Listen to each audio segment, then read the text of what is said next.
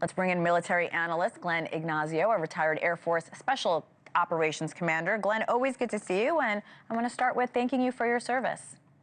Thank you, and it's great to see you today. Appreciate it. Going overseas with the tone from the president, we don't see him talk about Putin like this, but this is what he wrote. I've always had a very good relationship with Vladimir Putin of Russia, but something has happened to him. He has gone absolutely crazy. I've always said that he wants all of Ukraine, not just a piece of it, and maybe that's proving to be right. But if he does, it will lead to the downfall of Russia, end quote.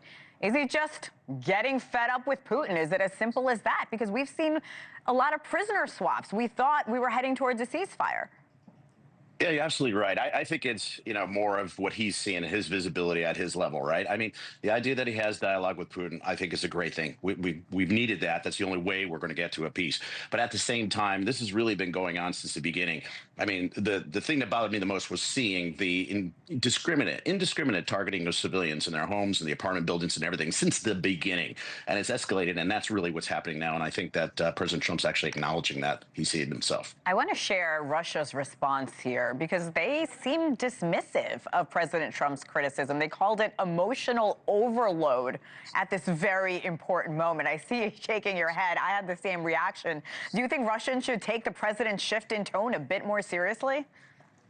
I think they should. And honestly, when the statements before were said, hey, look, if you guys can't figure it out, Ukraine, Russia, we're going to step out of it. And I think that gave a tipping to Putin and his staff to say, hey, look, if we frustrate them enough, they'll gotta get out of this and we can continue as we normally want to. So I think that's what it was in the beginning. But at the same time, what they underestimate is all the tools that Trump has available to him to increase sanctions even more and make it more crippling to the economy of Russia. And that's really the only thing that I think would impact Putin, not the killing of his soldiers, but more about the economic situation of his country. And here's what we're learning about that devastating attack. Ukraine says Russia launched more than 350 drone attacks. They're calling it the largest drone assault since the war started. That was 3 years ago. 29 deaths, dozens of injuries over the weekend.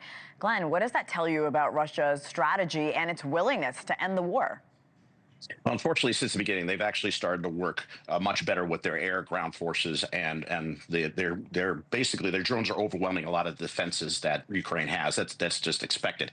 But what we see is now this is the thawing time. So usually there's a lot of mud. The rain has stopped in Ukraine, and now it's drying out. And we anticipate a big offensive from Russia.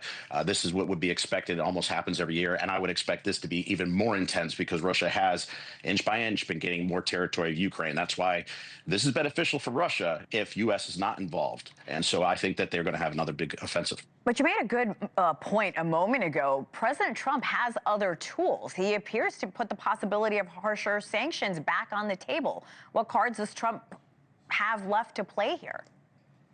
I think it comes more down to what countries are still getting oil and other resources from Russia. That's one thing as far as any way is trying to make an income. There's still shadow fleet out there that's able to take care of certain things with other countries that shouldn't be trading. So there's impacts to their shipping, impacts to their economic with sanctions and other banking mechanisms that would damage them very significantly. Ukrainian officials say Russia has now lost nearly 1 million soldiers when this war started in 2022. Like I've been saying repeatedly, it's been 3 years. But Ukraine's still bracing for a summer offensive from Russia. On the ground right now, Glenn, what does it look like?